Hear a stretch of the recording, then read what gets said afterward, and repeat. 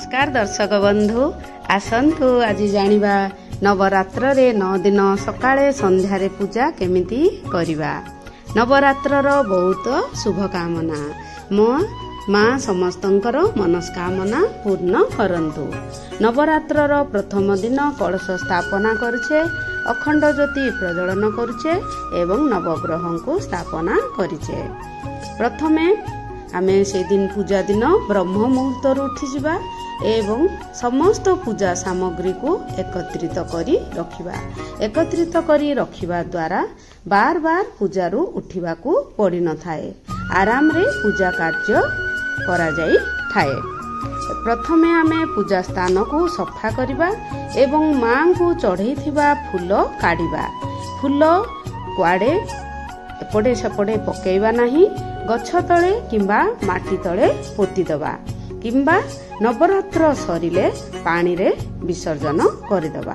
प्रथमे पूजा रूम को जिबा एवं प्रथमे आसन बिछे दबा एवं निजे शुद्धि हेबा एवं आचमन जल 3 थर ग्रहण करी आंतरिक शुद्धि हे जिबा एवं प्रथमे पूजा स्थान को शुद्धिकरण करिबा। कुशरे किंबा पुष्परे हो अशुद्धि शुद्धि हो, पवित्र पवित्र हो बा सर्वावस्था गतपि बाज पुंडरीकाक्षम बाह्य अभ्यंतरण शुचि ही एही बळी चारियाडे गंगा जल सिंचन करिबा एवं जागा को शुद्ध करिबा एवं पूजा स्थान को शुद्ध करिबा एवं समस्त ठाकुरन को किछि किछि जल सिंचन करिबा।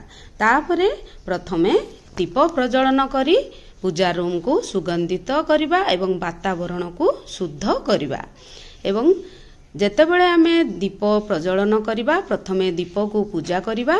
दीप पूजा करिबा परे आमे गणपति को किंबा गणपति को करिबा परे कलश देवता को पूजा करिबा।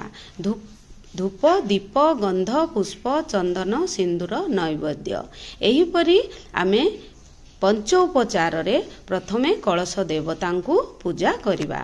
ओम बम वरुण देवताय नमः किंबा ओम गणे नारायणे रुद्रे अंबिके भास्करे पंच देवताय नमः। तापरे आमे अखंड ज्योति को पूजा करिबा। प्रथम राति सारा अखंड ज्योति जळी थिबे, तेणु अखंड ज्योति को आमे ट्यूजर रे ताकू तारो ऊपर अग्र भाग को धीरे धीरे ताकू बाहर करी तार सलिता को टिके टेकी दबा।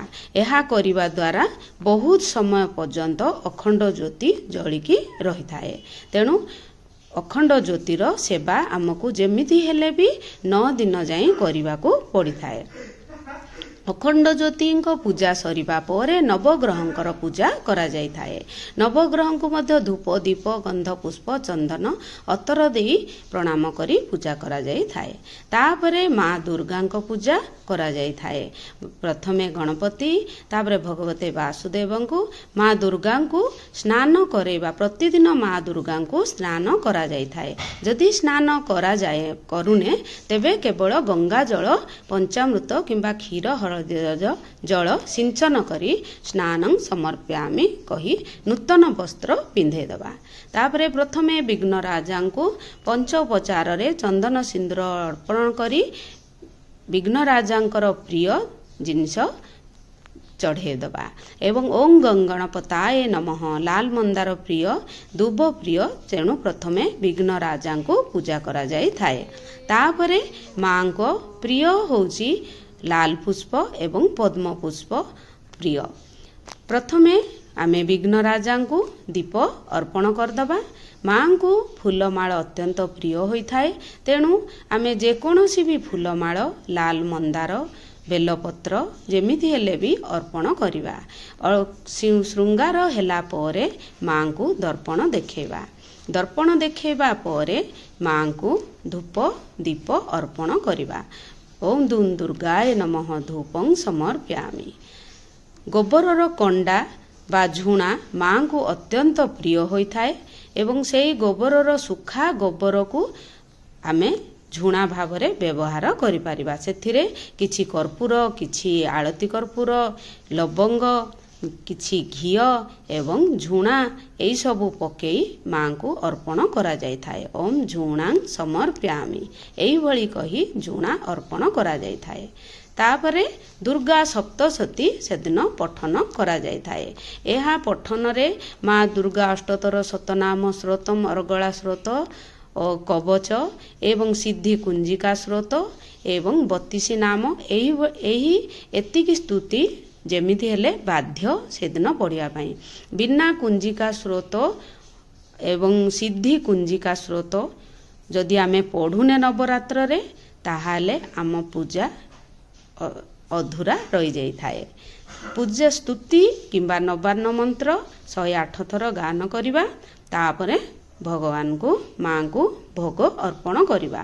ଭୋଗରେ ଆମେ ମିଶ୍ରି ଦେଇପାରିବା ବିଭିନ୍ନ ପ୍ରକାର ଫଳ, ମହୁ, କ୍ଷୀର ଏବଂ ଜଳ ଯେମିତି ହେଲେ ବି ଅର୍ପଣ କରିବା ଏବଂ ମା ମୋ ଭୋଗକୁ ସ୍ୱୀକାର କରନ୍ତୁ ଏବଂ ଜଳ ଶେଷରେ ଅର୍ପଣ କରିବା ଏବଂ ଚଣ୍ଡ ଭୋଗ କିଛି ବାହାର କରିଦେବା। ମାଙ୍କୁ ତାମ୍ବୁଳ ଅତ୍ୟନ୍ତ ପ୍ରିୟ ହୋଇଥାଏ। ଏହି ପାନରେ କିଛି ଗୁଆ, ଲବଙ୍ଗ, ଅଳେଇଚ ପକେଇ ତାମ୍ବୁଳାଏ ସମର୍ପ୍ୟାମି ସମସ୍ତ ଭୋଗ ଦେବା ପରେ ତାମ୍ବୁଳ ମୁଖ ଶୁଦ୍ଧି ପାଇଁ ଅର୍ପଣ କରାଯାଇଥାଏ ଏବଂ ଗଣପତିଙ୍କୁ, କଳସ ଦେବତାଙ୍କୁ ଏବଂ ନବଗ୍ରହଙ୍କୁ ସମସ୍ତ ଦେବାଦେବୀଙ୍କୁ ଅର୍ପଣ କରାଯାଇଥାଏ। ଓମ୍ ତାମ୍ବୁଳାଏ ସମର୍ପ୍ୟାମି ଏବଂ ପଇଡ଼ ଜଳ ପ୍ରିୟ ଏବଂ ତେଣୁ ମାଙ୍କୁ ପଇଡ଼ ଜଳ ଅର୍ପଣ କରାଯାଇଥାଏ। ଓମ୍ ପଇଡ଼ ଜଳାଏ ସମର୍ପ୍ୟାମି। ଶେଷରେ ଆମେ ଆଳତି କରିବା। ପ୍ରଥମେ ମଙ୍ଗଳ କଳସଙ୍କୁ କରିବା। ଓଂ କଳସ ଦେବତାଏ ନମଃ। ତାପରେ ବିଘ୍ନରାଜାଏ ନମଃ। ଓଂ ଦୁଂ ଦୁର୍ଗାଏ ନମଃ। ବାରମ୍ବାର ମନ୍ତ୍ର ଜପ କରି କରି ଆମେ ଆଳତି କରିବା। ଯେମିତି ହେଲେ ବି କର୍ପୂର ଗୌରମ କରୁଣାବତାରମ୍ ସଂସାର ସାରଂ ଭୁଜଗେନ୍ଦ୍ରହାରಂ ସଦା ବସନ୍ତଂ ହୃଦୟାରବିନ୍ଦେ ଭବଂ ଭବାନୀ ସହିତଂ ନମାମି। ଏହିଭଳି ଆଳତି ମନ୍ତ୍ର ଗାଇ ଗାଇ ଆମେ ଆଳତି ସବୁବେଳେ ପୂଜା ଶେଷରେ ଭଲ ଭାବରେ କରିବା। ପୂଜାରେ ଯେତେ ଭୁଲ ହୋଇଥିଲେ ମଧ୍ୟ ଆଳତି ଯଦି ଆମେ ଭଲରେ କରୁଛେ ତାହେଲେ ଆମ ପୂଜା କ୍ଷମା ହୋଇଥାଏ ଏବଂ ଆମ ପୂଜାକୁ ମା ସ୍ୱୀକାର କରିଥାନ୍ତି। ତେଣୁ ଆଳତିକୁ ଭଲ ଭାବରେ କରିବା ଏବଂ ମାଙ୍କୁ ଆଳତି ଦେଖେଇବା, ସବୁ ଦିଗଙ୍କୁ ଆଳତି ଦେଖେଇବା। ଆଳତିଏ ସମର୍ପ୍ୟାମି କିମ୍ବା ମାଙ୍କର ଯେକୌଣସି ମନ୍ତ୍ର ଉଚ୍ଚାରଣ କରୁଥିବା ଏବଂ କମଳଗଡ୍ଡା ମାଳରେ ଶେଷରେ ଆମେ ଓଂ ଦୁଂ ଦୁର୍ଗାଏ ନମ କିମ୍ବା ସବୁଠୁ ବଡ଼ ମନ୍ତ୍ର ହେଉଛି ଓଂ ऐं ह्रीं क्लीं ଚାମୁଣ୍ଡାଏ ବିଚେ। ଏଇଟା ହେଉଛି ପାୱାରଫୁଲ ମନ୍ତ୍ର, ଯେଉଁଟାକି ବୀଜ ମନ୍ତ୍ର ମାଙ୍କର। ଏହି ମନ୍ତ୍ର ବହୁତ ଏଥି ମା ସରସ୍ୱତୀ, ମା କାଳୀ, ମା ଲକ୍ଷ୍ମୀଙ୍କର କୃପା ଥାଏ ଏହି ମନ୍ତ୍ରରେ ଏବଂ ମାଙ୍କର ସର୍ବଶେଷରେ ଆମେ ଆଳତି କରିବା। ଆଳତି କରିବା ପରେ ମାଙ୍କୁ ଟିକେ ପୋଛିଦେବା। ପୋଛିବା ପରେ ମାଙ୍କୁ ଟିକେ ବିଞ୍ଚିଦେବା ଯେ ମା ଆପଣଙ୍କୁ ଗରମ ଲାଗିଥିବ ତେଣୁ ମୁଁ ବିଞ୍ଛି ଦେଉଛି। ଏହିଭଳି ଭାବନା ନେଇ ମାଙ୍କୁ ବିଞ୍ଚିଦେବା ଏବଂ ଶେଷରେ ମୁଣ୍ଡିଆ ମାରି ମାଙ୍କୁ କ୍ଷମା ପ୍ରାର୍ଥନା କରିବା ଯେ ମା ମୋ ପୂଜାରେ ଭୁଲ ଥିଲେ ମୋତେ କ୍ଷମା କରନ୍ତୁ।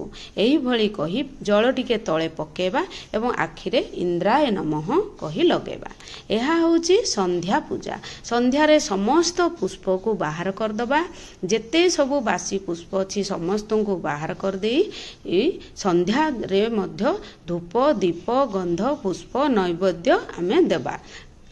ନୈବେଦ୍ୟରେ ଆମେ ମିଶ୍ରି ଦେଇପାରିବା, ଡ୍ରାଏ ଫ୍ରୁଟ୍ସ ମଧ୍ୟ ଦେଇପାରିବା। ଯାହା ବି ଡ୍ରାଏ ଫ୍ରୁଟ୍ସ ଅଛି ମାଙ୍କୁ ସନ୍ଧ୍ୟା ଧୂପରେ ମଧ୍ୟ ସେଇ ଝୁଣା ଦିଆଯାଇଥାଏ ଏବଂ ସେମିତି ମାଙ୍କୁ 3 ଧୂପରେ ପୂଜା କରାଯାଇଥାଏ। ଦିନବେଳେ କିଛି ଏବଂ ସନ୍ଧ୍ୟାରେ। ଦିନବେଳେ ବି ଯଦି କିଛି କରିପାରୁନାହାନ୍ତି ତାହେଲେ ସନ୍ଧ୍ୟାରେ ଯେମିତି ହେଲେ ବି କରନ୍ତୁ ଏବଂ ମାଙ୍କୁ ତାଙ୍କର ମନ୍ତ୍ର ଉଚ୍ଚାରଣ କରି କରି ନୈବେଦ୍ୟଂ ସମର୍ପ୍ୟାମି।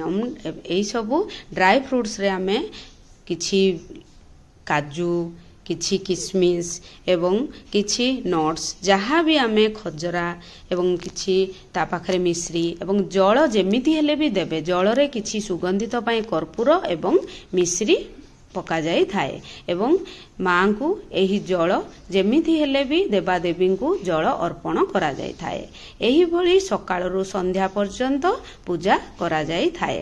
ଅତି ସରଳ ଭାବରେ ସକାଳୁ ସନ୍ଧ୍ୟା धूप दीप गंध पुष्प नैवेद्य दे माँ को जेमिति हेले भी पूजा करंतु। जदि मो वीडियोटी भल लगी थाए ताहले निश्चय लाइक शेयर एवं सब्सक्राइब करदेवे। रहिली